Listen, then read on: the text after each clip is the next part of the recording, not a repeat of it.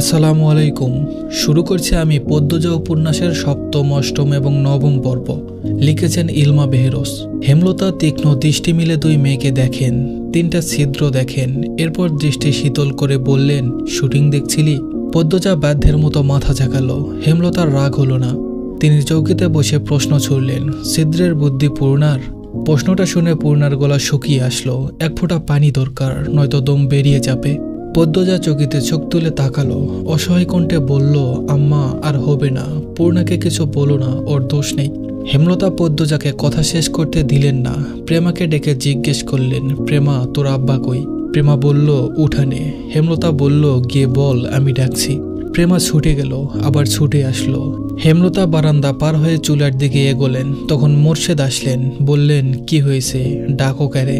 হেমলতা বলল, লাহারে ঘরে একটা জানালা করে দাও, মেয়েদের চৌকির পাশে, কাটাছে মুরগির খোপের কাছে। মোর্শেদ বলল, কি জন্যে? হেমলতা বলল, আমি চাইছি তাই, না পারলে বলো অন্য কাউকে ডাকবো। মোর্শেদ বলল, তেরা কথা কখন ছাড়ো? হেমলতা বলল, তোমার সাথে ভালো করে কথা বলতে ভালো লাগে না। মোর্শেদ বলে উঠল, লাগবো কেরে? তোমার তো আমারে পছন্দ না। তোমার পছন্দ বিলাই চোখ বেড়া সেরাডারে। হেমলতা বলল, হয়তো কথা বলো না, মাসের পর মাস কোথায় থাকো তা আমার অজানা নয়। রোগে ধরলেই লতার কথা মনে পড়ে। মোর্শেদ মিনিট খানিক রাগ নিয়ে তাকিয়ে থাকলেন। মোর্শেদ ঘন্টা খানিক সময় নিয়ে 2 ফুট উচ্চতার জানালা করলেন। পদ্মজা, পূর্ণা হতবাক, সেই সাথে খুশি। হেমলতা ছোট পর্দা টানিয়ে দেন, রুম থেকে বাইরে দেখা যায়, কিন্তু জানালার ওপাশে কে আছে বাইরে থেকে দেখা যায় না। সন্ধ্যা মুহূর্তে শুটিং শুরু হয়। পদ্মজা, পূর্ণা, প্রেমা চৌকিতে বসলো চিরা নিয়ে। তাদের চোখে মুখে খুশির ঝলক। হেমলতা তা দেখে মৃদু হাসলেন। বড় মেয়ে দুটো কখনো মুখ ফুটে সকালেদের কথা বলে না, না বলা সত্ত্বেও অনেকবার 2 বোনের ইচ্ছা পূরণ করেছে তিনি। আর কিছু ইচ্ছে বুঝতে পারলেও পূরণের সামর্থ্য হয়নি হেমলতার। হেমলতা ঘরের বাইরে যেতেই পূর্ণা বলল, আমাদের মায়ের মতো সেরা মার কেউ না, তাই না আপা?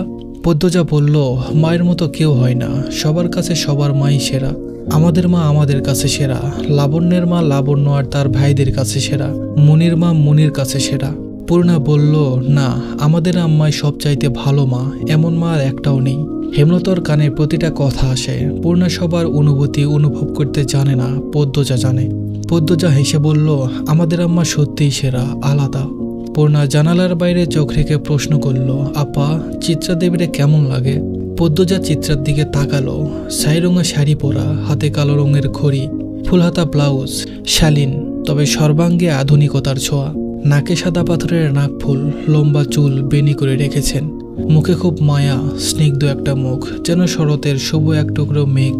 পদ্মজা বলল, আমার দেখা দ্বিতীয় সুন্দর মেয়ে মানুষ চিত্রা দেবী। পূর্ণা আগ্রহ নিয়ে জানতে চাইল, প্রথমে কে? পদ্মজা কণ্ঠে খাদে নামিয়ে মোহময় কণ্ঠে বলল, আমাদের আম্মা। হেমলতার বুক শীতল, স্নিগ্ধ, কোমল অনুভূতিতে ছেয়ে গেল। পদ্মজা এত সুন্দর করে আমাদের আম্মা বলেছে। হেমলতা প্রথম শুনলেন তিনি সুন্দর। ভুবনমোহিনী রূপসীর মুখে শুনলেন, এই আনন্দ কোথায় রাখবেন তিনি? কেন ছেলে মানুষই অনুভূতিতে তলিয়ে যাচ্ছেন তিনি? প্রেমা অবাক স্বরে বলল, আম্মা তো কালো, চিত্রা দেবীর চেয়ে সুন্দর কিভাবে? পূর্ণা বলল, এভাবে বলিস কেন প্রেমা? তুই ফর্সা হয়ে গেছিস বলে কাউকে ভালো মনে হয় না? পূর্ণা গম গম করে উঠল। প্রেমা ভয় পেল। পদ্মজা বলল, পূর্ণা, বকছিস কেন? প্রেমা কত ছোট, ওকে সুন্দরের গভীরতা বুঝে ও খালি চোখে ফর্সা কালোর তফাৎ দেখে। পূর্ণা বলল, সুন্দরের গভীরতা তো আমিও বুঝি না। পদ্মজা এদিক ওদিক তাকিয়ে দেখলেন হেমলতার উপস্থিতি। এরপর বলল, আম্মার রং কালো, কিন্তু সৌন্দর্যের কমতি নেই। আম্মাকে কখনো এক মনে দেখিস, বুঝবি। আমাদের আম্মার চোখ দুটো গভীর, বড় বড়, পাতলা মসৃণ ঠোঁট, আম্মার ঘন চুলের খোপায় এক আকাশ কালো মেঘ। আম্মার শাড়ির কুচির ভাঁজে আভিজাত্য লুকানো। আম্মা যখন তীক্ষ্ণ চোখে আমাদের দিকে তাকান, তখন মনে হয় বিরাট বড় রাজত্বের রানী তার পূর্বপুরুষের ক্ষমতা প্রকাশ করছেন তীক্ষ্ণ দৃষ্টি দিয়ে। এত কিছু থাকা সত্ত্বেও আম্মাকে আমাদের দেখা প্রথম সুন্দর মানুষ হতে পারে না? পদ্মজার প্রতিটি কথা পূর্ণার উপর ভীষণ প্রভাব ফেলল। প্রেমা চোখ পিটপিট করে কিছু ভাবছে। পূর্ণা বলল, হতে পারে। কাল থেকে আমি আম্মাকে দেখব মন দিয়ে। আমিও। পূর্ণা প্রেমার দলে ঢুকলো। হেমলতার চোখ বেয়ে 2 ফোঁটা জল গড়িয়ে পড়ল। এই কালো রঙের জন্য ছোট থেকে সমাজে তাচ্ছিল্য হতে হয়েছে। কত লুকিয়ে কাঁদা হয়েছে, কত করে চাওয়া হয়েছে কেউ সুন্দর বলুক, কিন্তু সেই কপাল কখনো হয়নি। আর আজ এই বয়সে এসে শুনলেন তিনি কুৎসিত নন, তার মধ্যে সৌন্দর্য আছে। জন্মদাত্রী মা কালো রঙের জন্য গরম চামচ দিয়ে পোড়া দাগ করে দিয়েছিলেন ঘাড়ে। আর গর্ভের সন্তান আর সেই অনুসূচিত কাজের জবাব দিল, আল্লাহর সৃষ্টি কেউ অসুন্দর নয়, সবার মধ্যেই সৌন্দর্য আছে, যা ধরা পড়ে শুধুমাত্র সুন্দর এক জোড়া চোখে। নিশুতি রাত, চারিদিকে ঝিঝি পোকার ডাক। হেমলতা চোখ খুললেন, হুট করে ঘুমটা ভেঙে গেল। ষষ্ঠ ইন্দ্রিয় ইঙ্গিত করছে কোনো ষড়যন্ত্রের। লাহোরে ঘরের ডান পাশে দুজোড়া পায়ের আওয়াজ।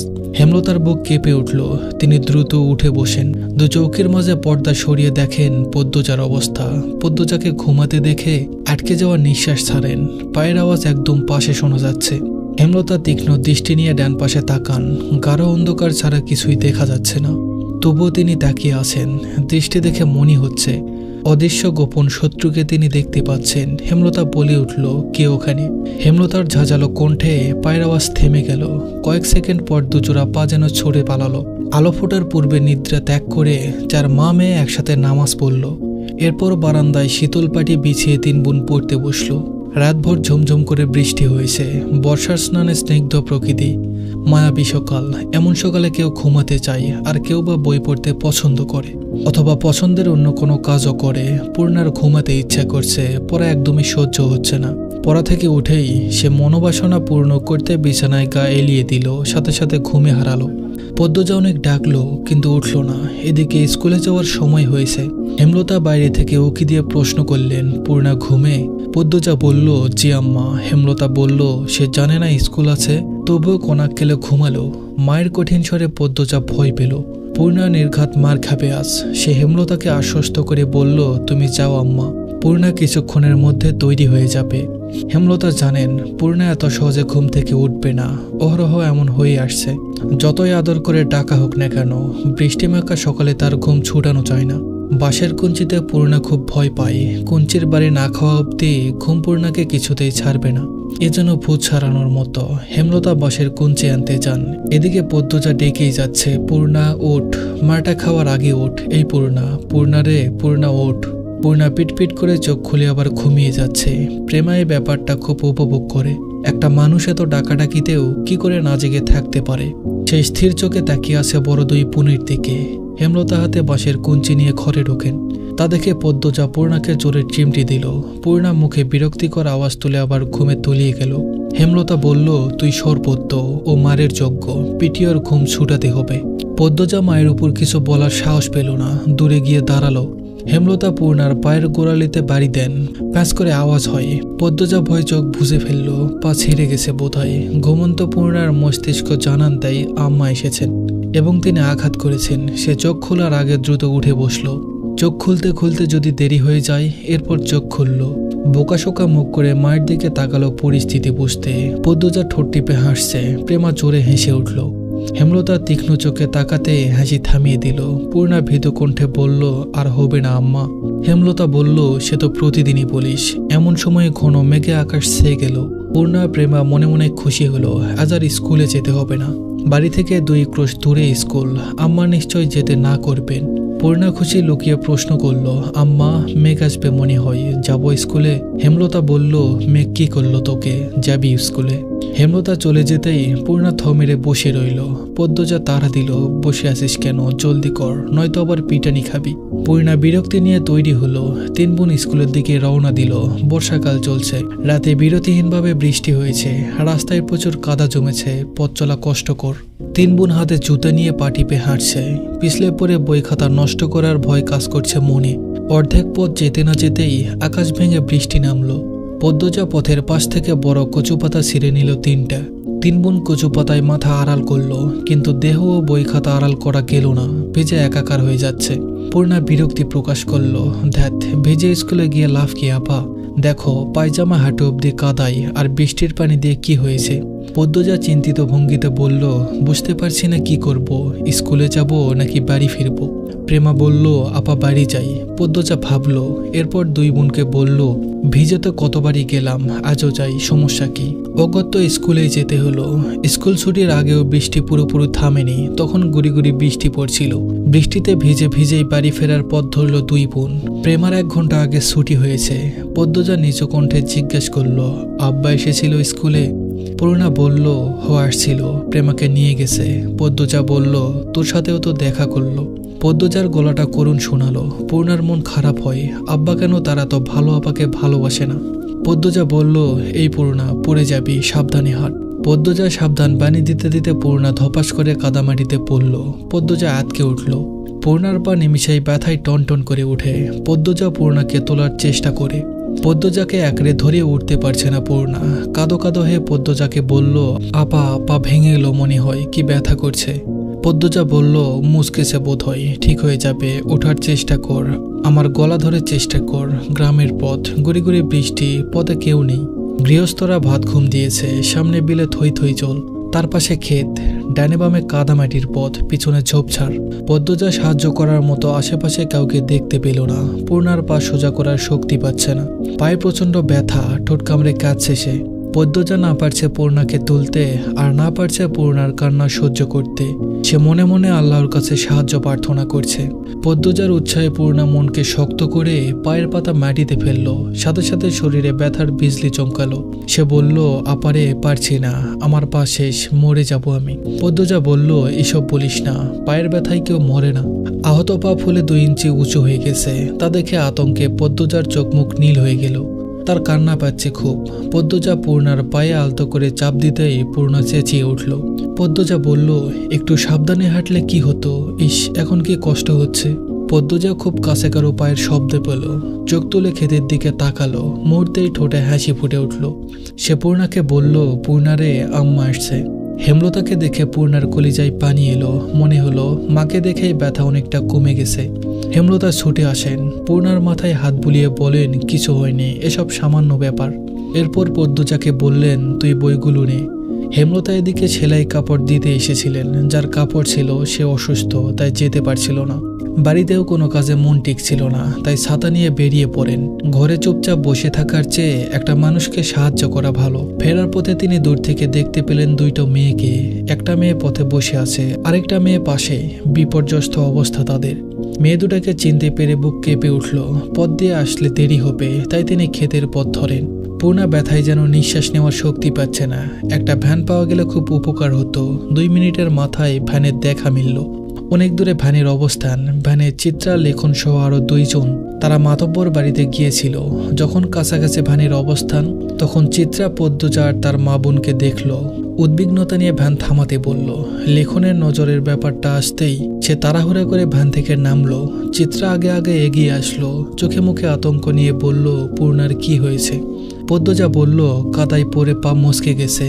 হেমলতা, চিত্রা, পদ্মজা এবং পূর্ণাকে তুলে দিয়ে লিখন সহ বাকি 2 জন সহকর্মী ভ্যান ছেড়ে দিল। তারা হেঁটে ফিরবে। পা ব্যথা অনেকটা কম লাগছে। 2টি বালিশের উপর পা রাখা।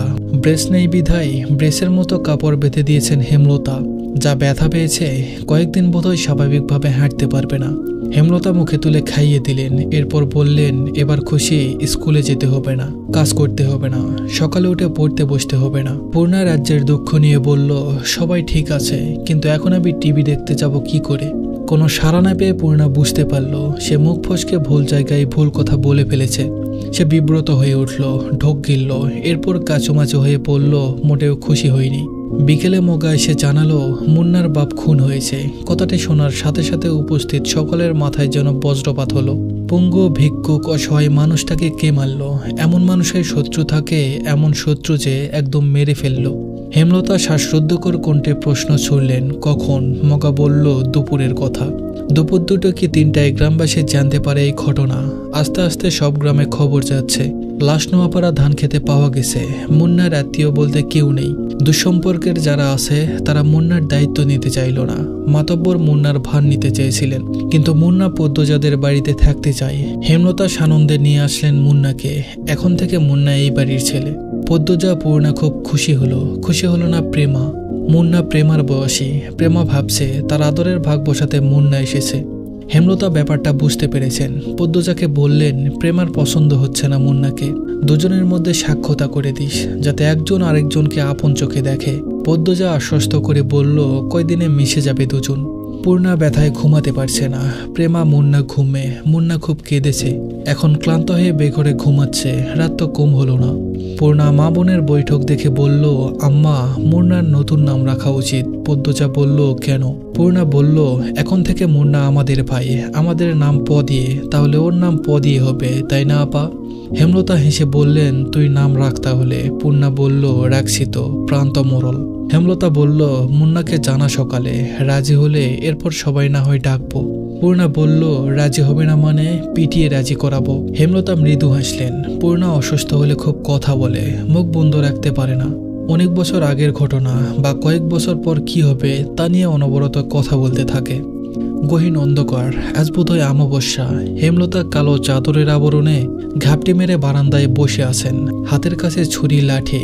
গত 3 দিন ধরে তিনি ঘরের পাশে পায়ের আওয়াজ শুনেছেন। তখন ঘরে মোর্শেদ ছিল, একজন পুরুষ ছিল, বুকে সাহস ছিল। আজ মোর্শেদ নেই। মুন্নাকে বাড়ি আনাতে তিনি ঝগড়া করে বাড়ি ছেড়েছেন। কবে ফিরবেন ঠিক নেই।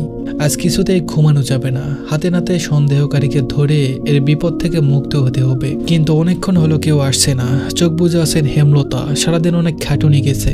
কাদামাটিতে সব শব্দ তুলে কেউ আসছে। হেমলতা সতর্ক হয়ে ওঠেন, শক্ত হাতে লাঠি ও ছুরি ধরেন। পায়ের শব্দ কাছে আসতেই তিনি পেরিয়ে আসেন। অন্ধকারে পরিষ্কার নয় মুখ। আন্দাজে ছুরি মারেন হাতের লাঠি। লাঠিটা বেশ ভালোভাবেই পড়ল সামনের জনের উপর। পিছনের জন দৌড়ে পালালো। লোকটি আর্তনাদ করে বসে পড়ল মাটিতে। পরক্ষণেই পালানোর চেষ্টা করল, কিন্তু পারল না হেমলতার জন্য। হেমলতা দ্বিতীয় লাঠি দ্বারা আবার আঘাত করলেন। তার তীক্ষ্ণ দৃষ্টি স্থির। আহত ব্যক্তি আত্মচিৎকার শুনে বাড়ির ভেতরে থাকা সবাই ছুটে আসেন।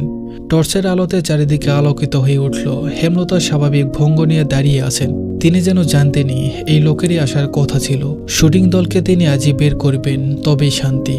পদ্মজা, প্রেমা, মুন্না বেরিয়ে আসে। পূর্ণা ঘরেই রইল। পদ্মজা ডিরেক্টর আবুল জাহিদকে দেখে চমকালো। তখন কোত্থেকে আগমন ঘটল মোর্শেদের। আবুল জাহিদকে আহত অবস্থায় দেখে সবাই চমকে উঠল। কপাল বেয়ে তার রক্ত ঝরছে। একজন দৌড়ে গেল বাড়ির ভেতরে ফার্স্ট এইড বক্স আনতে। লিখন কিছু সময়ের জন্য থমকালো। আবুল জাহিদের কপালে ব্যান্ডেজ করার পর তাকে একটা চেয়ারে বসতে দেওয়া হলো। হেমলতার লাঠিতে এক হাতে ভর দিয়ে স্বাভাবিকভাবে দাঁড়িয়ে আছেন। লিখন প্রশ্ন করল, কি হয়েছিল? আপনি ওনাকে আঘাত করলেন কেন? হেমলতা বলল, এই অসভ্য লোক আজ 4 দিন ধরে মাঝরাতে এখানে ঘুরঘুর করে। তার উদ্দেশ্য খারাপ। লেখন আর চোখে পদ্মজাকে দেখলো। এরপর আবুল জাহেদকে প্রশ্ন করল, উনি যা বলছেন তা কি সত্যি? আবুল জাহেদ গম গম করে উঠল, আমি আজই প্রথম এসেছি এখানে। ঘুম আসছে না, তাই হাঁটতে হাঁটতে এদিক চলে এসেছি। হুট করে উনি আক্রমণ করে বসলেন। হেমলতা প্রতিবাদ করেন দৃঢ় সুরে, মিথ্যা বলবেন না একদম। আবুল জাহেদ কিছুতেই তার উদ্দেশ্য স্বীকার করল না। তর্কে তর্কে ভোরের আলো ফুটল। হেমলতা কঠিন করে জানিয়ে দিয়েছেন আজই এই বাড়ি ছাড়তে হবে। হেমলতার সিদ্ধান্ত শুনে দলটির মধ্যে আতঙ্ক ছড়িয়ে পড়ল। তীরে এসে নৌকা ডুবতে কিভাবে দেখা যায়? সিনেমার শেষের অংশটুকু বাকি। শর্ত অনুযায়ী আরো 10 দিন আছে। দলের একজন বয়স্ক অভিনেতা এই সিদ্ধান্তে প্রতিবাদ করল। হেমলতা জবাব দিলেন, আমার 3টা মেয়ের নিরাপত্তা দিতে পারবেন? একটা পুরুষ মানুষ রাতের আধারে যুবতী মেয়েদের ঘরের পাশ দিয়ে ঘুরঘুর করবে কেন? কিসের ভিত্তিতে? হেমলতা সবাইকে এড়িয়ে লাহারি ঘরে ঢোকেন। এদের সাথে তর্ক করে খুব সময় নষ্ট হবে। আবুল জাহেদের ধূর্ত চাহনি তার নজরে এসেছে বারবার। প্রথম রাতে পায়ের আওয়াজ শুনে চিনতে পারেননি। এরপর সন্দেহের তালিকায় থাকা 4-5 জনকে অনুসরণ করে তিনি নিশ্চিত হন রাতে কে লাহারি ঘরের পাশে হাঁটছিল। লাহারি ঘরের ডান পাশে তুষের স্তূপ, পলিথিনের কাগজ দিয়ে ঢাকা। অসাবধান বসে আবুল জাহেদের কাদামাখা জুতো তুষের স্তূপে পড়ে, ফলে জুতায় তুষ লেগে যায়। এরপর দিন হেমলতা বাড়ির বারান্দায় জুতো জোড়া দেখতে পান। তুষ বাড়ির আর কোথাও নেই। তিনি ব্যস্ত হয়ে তুষের স্তূপের কাছে এসে দেখেন এক জোড়া জুতার ছাপ। সেই জুতা যখন আবুল জাহেদ পরল, তিনি পুরোপুরিভাবে নিশ্চিত হন। শুটিং দলটার মধ্যে একটা হাহাকার লেগে গেল। বেশ কিছুক্ষণ নিজেদের মধ্যে আলোচনা চলল। এরপর সবাই মোর্শেদকে ধরল। বিনিময়ে তারা আরো টাকা দিতে রাজি। হেমলতার ধমকের ভারে তখন চুপ হয়ে গেলেও টাকার কথা শুনে মোর্শেদের চোখ দুটি জলজল করে উঠল। ঘরে এসে হেমলতার সাথে ঝগড়া লাগিয়ে দিলেন। হেমলতা কিছুতেই রাজি হয়নি। শেষ অবধি তিনি নিজের সিদ্ধান্তে অনড় থাকতে পারলেন না। দলের কিছু ভালো মানুষের অনুরোধ ফেলতে গিয়ে তিনি অস্বস্তি বোধ করছিলেন। 10 দিনের বদলে 5 দিনের সময় দেন।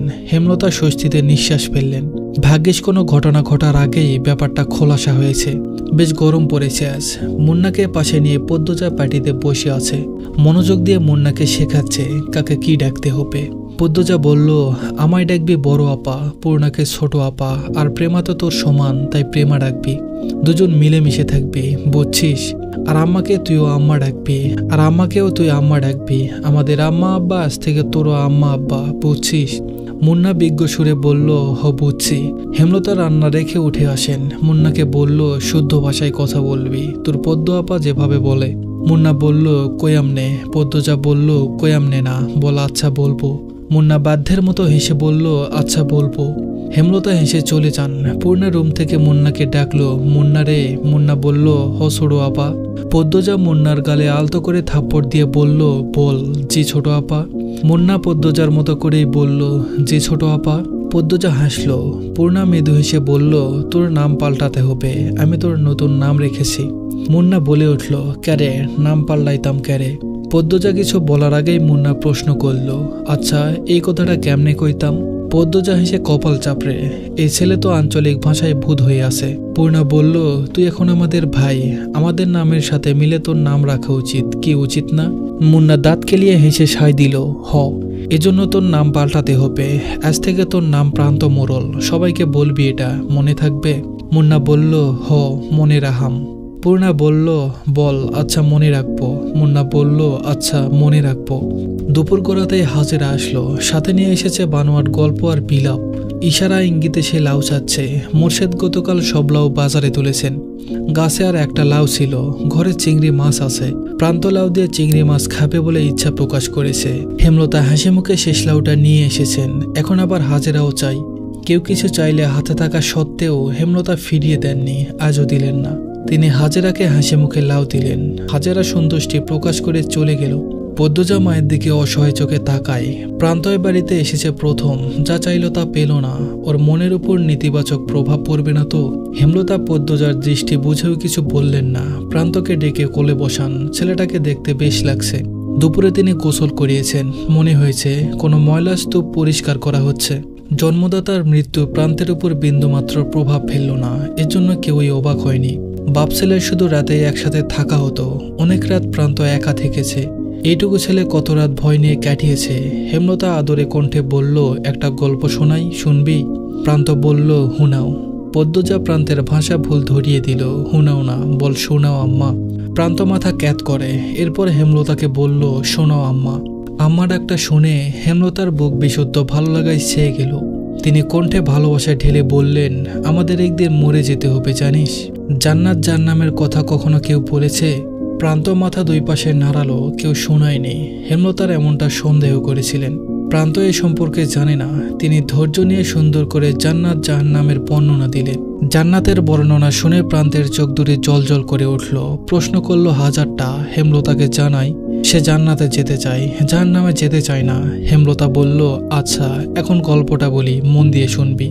প্রান্ত মাথা কাত করে হাসিযোগ সম্মতি দিল। হেমলতা বলতে শুরু করেন, একজন মহিলা একা একা থাকতো বাড়িতে। না, দুটি ছেলে মেয়ে আছে, খুব ছোট ছোট, খুব অভাব তাদের। একটা ছোট জায়গায় মাটির ঘর, ঘরের সামনে শখ করে একটা লাউ চারা লাগায়। লাউ গাছ বড় হয়, লাউ পাতা হয় অনেক। এই লাউ পাতা দিয়ে দিন চলে তার। কখনো সিদ্ধ করে খায়, নুন মরিচ পেলে শাক রেঁধে খায়। তো একদিন একজন ভিক্ষুক মহিলা আসলো। ভিক্ষুক মহিলাটি খায় না 2 দিন ধরে। লাউ গাছে লাউ পাতা দেখে খেতে ইচ্ছে করে। লাউ গাছের মালিক যে মহিলাটি, তার কাছে ভিক্ষুক বলে লাউ পাতা দিতে, রেঁধে খাবে। খুব অনুনয় করে বলে, মহিলাটির মায়া হয়। ভিক্ষুক মহিলাকে কথা শোনাতে শোনাতে কয়েকটা লাউ পাতা ছিঁড়ে দেয়। তার কয়েকদিন পর লাউ গাছের মালিক যিনি, তিনি মারা গেলেন। গ্রামবাসী সহ মসজিদের ইমাম মিলে দাফন করেন। বুঝছিস তো প্রান্ত? প্রান্ত মনোযোগ দিয়ে শুনছে, সে খুবই মনোযোগী শ্রোতা। হেমলতা বাকিটা শুরু করলেন। গ্রামের ইমাম একদিন স্বপ্ন দেখেন যে মহিলাটাকে তিনি দাফন করেছেন, তার চারপাশে আগুন দাউ দাউ করে জ্বলছে, কিন্তু তার গায়ে আঁচ অব্দি লাগছে না। মহিলাটিকে ঘিরে রেখেছে লাউ পাতা, যার কারণে আগুন ছুঁতে পারছে না।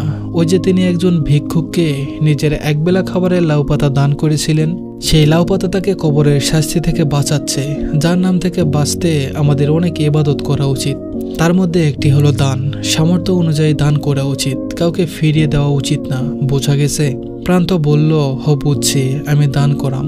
হেমলতা বলল, হ্যাঁ করবি, অনেক বড় হবি জীবনে, আর অনেক দান খয়রাত করবি। আচ্ছা প্রান্ত, এখন যদি কোনো অভাবী এসে বলে তোর লাউটা দিতে, তুই কি করবি? প্রান্ত গম্ভীর হয়ে ভাবে, এরপর বলল, দিয়ে দিতাম। হেমলতা বলল, একটু আগে একজন মহিলা আসছিল না, দেখছিস তো? সে খুব গরিব, বাড়িতে বাচ্চা আছে ছোট, এসে বলল লাউ দিতে, তাই তোর লাউটা দিয়ে দিয়েছি। এজন্য কি এখন তোর মন খারাপ হবে? প্রান্ত বলল, লাউটা তুমি দিছো, তাহলে তোমার আগুন থাইকা বাঁচাইবো লাউডা? হেমলতা বলল, লাউটা আমি দিলেও তোর জন্য ছিল, তুই এখন খুশি মনে মেনে নিলে লাউটা তোকে আগুন থেকে বাঁচাবে। হেমলতার কথায় প্রান্ত খুব খুশি হয়। পরপরই মুখ গম্ভীর করে প্রশ্ন করল, একটা লাউ কেমনে বাঁচাইবো আমারে? প্রান্তর নিষ্পাপ কণ্ঠে প্রশ্নটা শুনে হেমলতা, পদ্মজা, পূর্ণা হেসে উঠল। পদ্মজা বলল, কয়টা পাতা অনেকগুলো হয়ে মহিলাকে বাঁচিয়েছিল, তেমনি একটা লাউ অনেকগুলো হয়ে তোকে বাঁচাবে। প্রান্ত একটার পর একটা প্রশ্ন করেই যাচ্ছে। হেমলতা হেসে হেসে তার উত্তর দিচ্ছেন। পদ্মজা হুট করেই প্রান্তের থেকে চোখ সরিয়ে হেমলতার উপরে পড়ে। মা হাসলে সন্তানদের বুকে যে আনন্দের ঢেউ ওঠে তা কি জানেন? পদ্মজা আদর্শ তার মা, সে তার মায়ের মতো হতে চায়। 5 দিন শেষ, শুটিং দলের মধ্যে খুব ব্যস্ততা, সবকিছু গুছানো হচ্ছে। 5 দিন তাড়াহুড়া করে শুট শেষ করা হয়েছে। লিখন উঠানে চেয়ার নিয়ে বসে আছে। চিত্রা এসে তার পাশে বসলো। ক্যাশের মতো শব্দ করলো লিখনের মনোযোগ পেতে। লিখন তাকালো, এরপর প্রশ্ন করলো, সব গুছানো শেষ? চিত্রা বলল, হ্যাঁ শেষ, তুমি তো কিছুই গুছাওনি। লিখন বলল, বিকেলে রওনা দিব, আমার আর কি আছে গুছানোর, দুপুরে শেষ করে ফেলবো। চিত্রা বলল, মন খারাপ? লিখন কিছু বলল না। লাহারি ঘরের দিকে তাকালো, দৃষ্টিতে শূন্যতা, কিছু ফেলে যাওয়ার বেদনা, বুকের বাঁ পাশে চিনচিন করা ব্যথা। চিত্রা হাত ঘরে পড়তে পড়তে বলল, ছোট বোনের সমান বলে ঠোঁট বাঁকিয়েছিলে, এখন তার প্রেমেই পড়লে। লিখন কিছু বলল না, দীর্ঘশ্বাস ছাড়ল। চিত্রা বলল, পদ্মজা কিন্তু অনেক বড়ই, আগামী মাসে ওর 17 বছর হবে শুনেছি। এই গ্রামে 17 বছর বয়সী অবিবাহিত মেয়ে হাতে গোনা কয়টা? পদ্মজা শ্রেণীর বেশিরভাগ মেয়ে বিবাহিত, আর খুব কম মেয়েই পড়ে। চিত্রার কথা অগ্রাহ্য করে লিখন বলল, তোমার বিয়েটা কবে হচ্ছে? চিত্রা বলল, বছরের শেষের দিকে, সব ঠিকঠাক থাকলে আর আল্লাহ চাইলে। কিছুক্ষণের মধ্যে সবাই ঢাকায় রওনা দিবে। হেমলতা, মোর্শেদ বিদায় দিতে এসেছেন। দলটার 3-4 জনের চরিত্রে সমস্যা থাকলেও বাকিরা খুব ভালো। হেমলতার সাথে মিশেছে খুব, নিজের বাড়ি মনে করে থেকেছে, বাড়ি দেখাশোনা করেছে। লিখন হেমলতার আড়ালে একটা সাহসিকতার কাজ করে ফেলল। ব্যস্ত পায়ে লাহারি ঘরে আসলো। বারান্দায় বসেছিল পদ্মজা। লিখনকে দেখে ভয়ে তার বুক কেঁপে উঠল। পদ্মজাকে কিছু বলতে না দিয়ে লিখন সে দ্রুত বারান্দায় ওঠে। পদ্মজার হাতে একটা চিঠি গুজে দিয়ে জায়গা ত্যাগ করলো। পদ্মজা অনবরত কাঁদতে থাকে। পূর্ণা চৌকি থেকে ব্যাপারটা খেয়াল করছে। সে হতভঙ্গ, ধীর পায়ে হেঁটে আসে। পদ্মজার সারা শরীর বেয়ে ঘাম ছুটছে। হিতাহিত জ্ঞান শূন্য হয়ে পড়ে। হাত থেকে চিঠিটা পড়ে যায়। পূর্ণা কুড়িয়ে নিল। পদ্মজার গলা শুকিয়ে কাঠ। হেমলতা এসে দেখেন পদ্মজা হাঁটুতে থুতনি ঠেকিয়ে বসে আছে। কেমন দেখাচ্ছে যেন। তিনি উদ্বিগ্ন হয়ে প্রশ্ন করল, পদ্ম, শরীর খারাপ? মায়ের কণ্ঠ শুনে পদ্মজা ভয় পেল। বাতাসে অস্বস্তি, নিঃশ্বাসে অস্বস্তি, চোখ দুটি স্থির রাখা যাচ্ছে না, নিঃশ্বাস এলোমেলো। পূর্ণা পরিস্থিতি সামলাতে বলল, আম্মা, আপার মাথা ব্যথা। হেমলতা বলল, হুট করে এমন মাথা ব্যথা উঠল কেন? পদ্মরে, খুব কি ব্যথা? পদ্মজা অসহায় চোখে পূর্ণার দিকে তাকালো। আকস্মিক ঘটনায় সে ভেঙে পড়েছে। ডান হাত অনবরত কাঁপছে। হেমলতা তীক্ষ্ণ চোখে দু মেয়েকে দেখল। কঠিন স্বরে প্রশ্ন করেন, কি লুকাচ্ছিস দুজনে? কেউ কি এসেছিল? মায়ের প্রশ্নে পদ্মজার চেয়ে পূর্ণা বেশি ভয় পেল। হাতের চিঠিটা আরো শক্ত করে চেপে ধরল। চিঠিতে কি লেখা আছে এটা না পড়ে এই চিঠি হাতছাড়া করবে না সে।